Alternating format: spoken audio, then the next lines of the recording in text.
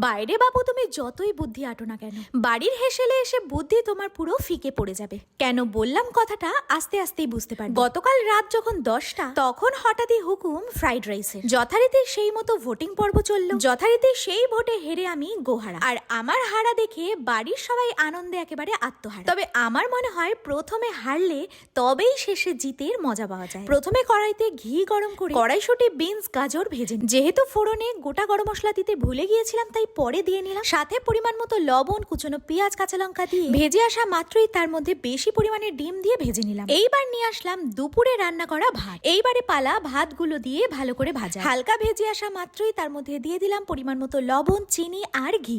এবার সবকিছু মেশানোর পর এর মধ্যে দিয়ে দিলাম গুঁড়ো গরম মশলা। চাইলে এর মধ্যে গোলমরিচের গুঁড়ো অ্যাড করা যেতেই পারে। ব্যাস, এবার গরম গরম পরিবেশন, ভাত ভাজা। থুরি সবার অর্ডারে ফ্রাইড রাইস। তোমাদের কেমন লাগলো জানাতে ভুলো না কিন্তু।